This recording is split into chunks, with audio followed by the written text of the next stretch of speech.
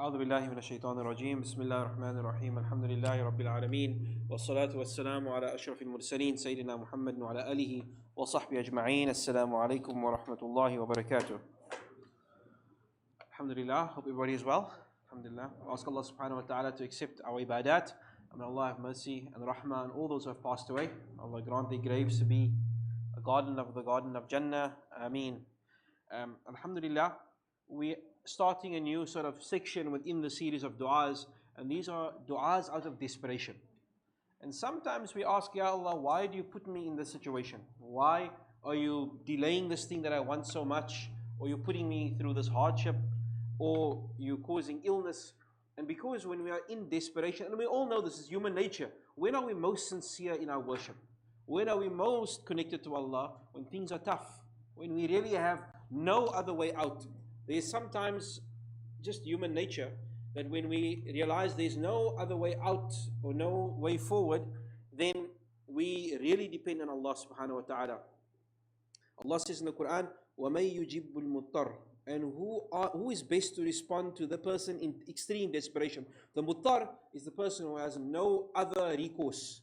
He's got no hope. He's got no other way to go. The doctor said it's not possible.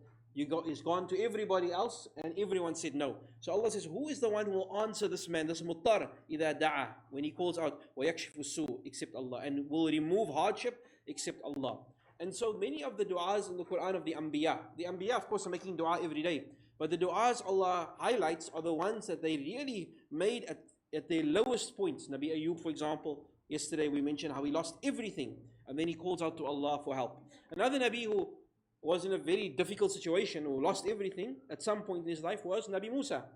Nabi Musa alayhi salam, we know, grew up in the palace of Fir'aun, and then he kills someone by mistake, and he's hunted or is wanted for murder, and he runs away. He runs away from Egypt.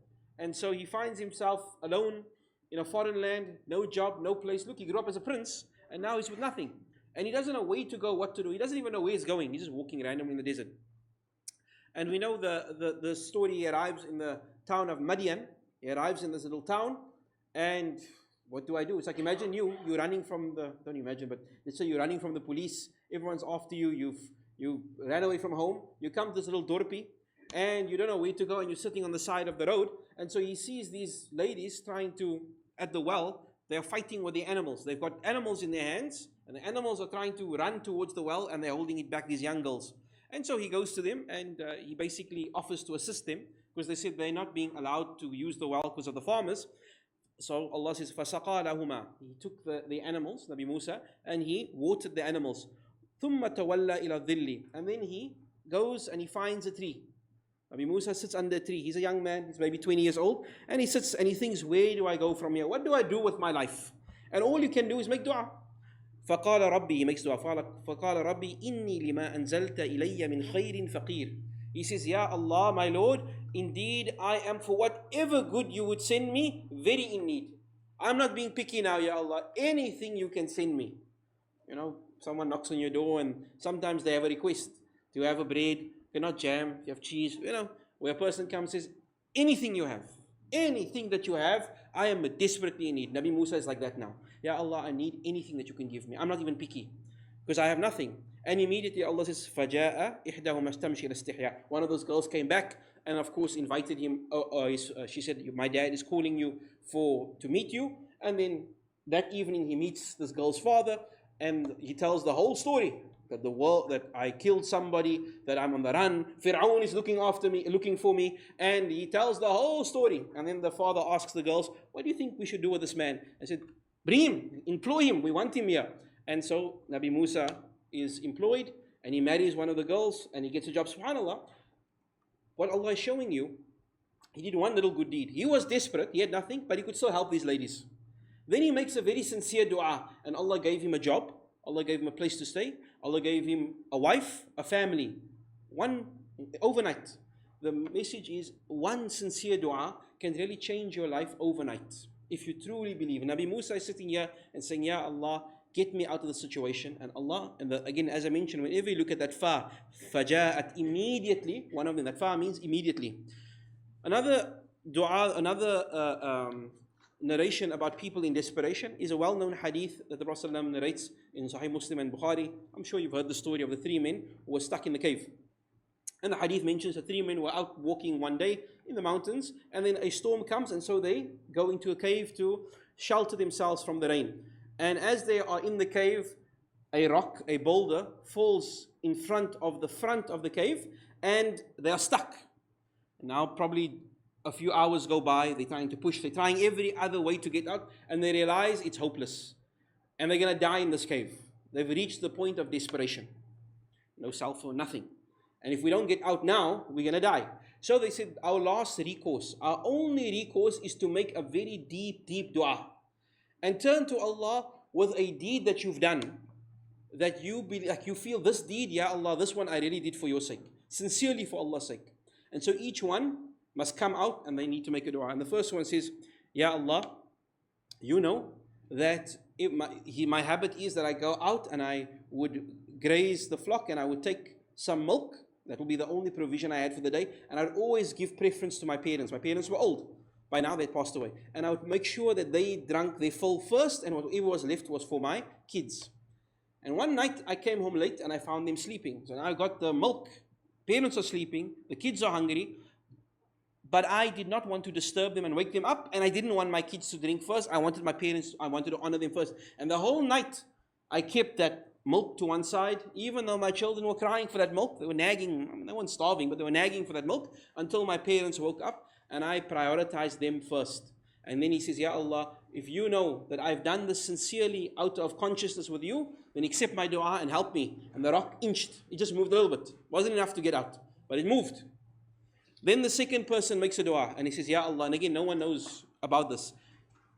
The second person makes dua, and he says, Ya Allah, you know that I was madly, deeply in love with my cousin, his first cousin. I was deeply in love with her. And he says, as much as any man could love and want a woman, I desired her intensely. And for years, I was trying to seduce her, but she would always rebuff me, reject me. And then one time came when she was in financial desperation. She was on tough times, and she came to me for help. So I said, okay, I'll help you out with some money, but you know what I want. And reluctantly she agreed, okay, fine, I'll give you what you want and pay me the money.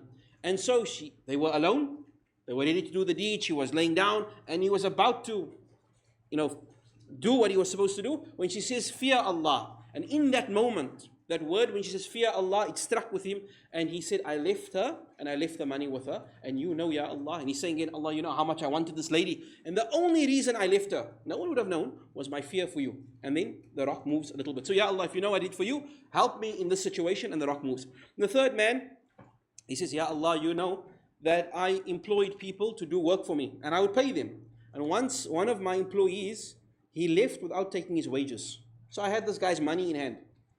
And because he's a business guy, he said, well, I'm not going to let the money just stand idle. And I used it and I invested it. And with that, he bought some camels and goats and got more, and it just multiplied. And many years later, this man came back and he said, hey, you still owe me my wages. Where's my 1,000 rand? And the rich man, the businessman said, you see all that animals there and all that flock? That's yours. And in the hadith, the employee says, are you taking me for a joke?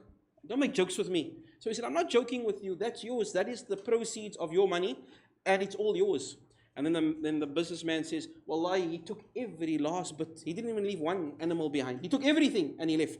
And the man says, Ya Allah, you know the only reason I did this was my consciousness of you, so help me in this. And then the rock moves completely, and the three of them can exit. So a lot of reflections here. In this scenario, we see that what made this sincere was, for all three cases, nothing stopped them. The man could have done the zina and no one would have known. The man could have said, yeah, here's your 10 rand wages, and not telling him all that was your investment. The first man could have given the milk to his kids and told his parents, well, you slept, tomorrow I'll give you another one. And no one would have known.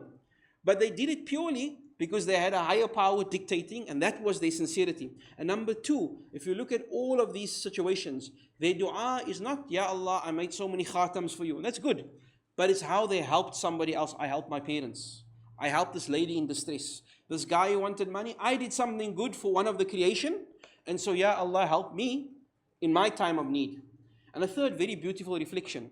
As sincere and as powerful as the dua of one of them was, could they have gotten out with just one dua? Each one got the rock to move a little bit. You needed the collective dua. Everybody had to make that one sincere dua collectively and push that rock a little bit for the calamity to be averted. Everybody needed each other's dua.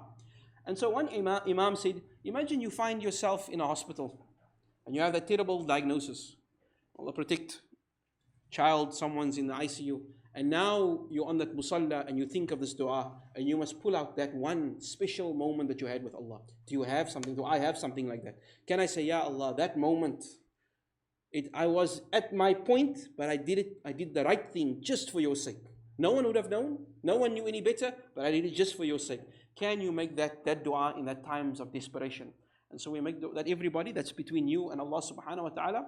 And so we ask Allah to grant us deeds that are beautiful, deeds that is worthy of dua. And we see again the thing we want to bring out in the story of Nabi Musa and the story of these three men. They did a good deed. Nabi Musa helped those ladies when he had no reason to do so. He just did it because he's a gentleman. These three men all did something good. And then, not that you negotiate with Allah, but you mention, Ya Allah, you know I did this thing for no other reason but to please you. So please assist me. So use your good deeds as a means by which you enhance the power of your dua. And may Allah accept our duas and grant us all that is good. Ameen. Tonight's quiz. What was the story about of the first man in the cave? So which one? The first man in the cave, did he have the cows and the shepherd? Did he owe somebody money? Was he madly in love with his cousin? Or was it about feeding his parents? Easy one. Alright. And then last night's question. Which Nabi experienced extreme adversity? Even in English they say the patience of Job. The patience of Nabi Ayub. The Nabi with the most patience, Nabi Ayub. So, answer was number A. Okay, that. Put the Fuad Peters? Yeah. Put the Fuad not here? Okay. That's the bad thing of doing the quiz. Now, no one ever knows when you're not here.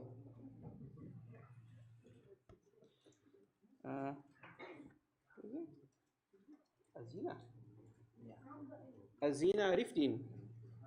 Azra. Or Azra Riftin. Yeah.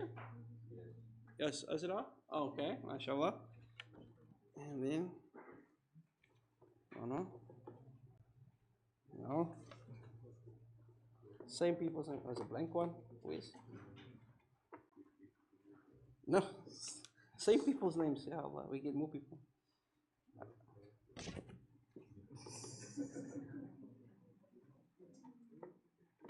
It's people that's the same old. Aleem Abrams.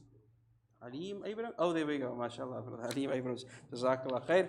Our orphan program is on Saturday. If you can assist, Allah reward you. Ameen. Even you don't have to contribute for a full, 500 rand per orphan. Even you can do a 10 rand, 20 rand. We still need assistance. And then a reminder that with 15 days to go, Fitra and Fidya, we need that Fidya. Fitra, everybody needs to pay Fitra for every member in your family. So 84 rand per head in your household. And we're collecting until, I'd say, another couple of days, inshallah. So please contribute. Bismillah. Assalamu alaikum wa rahmatullahi wa barakatuh.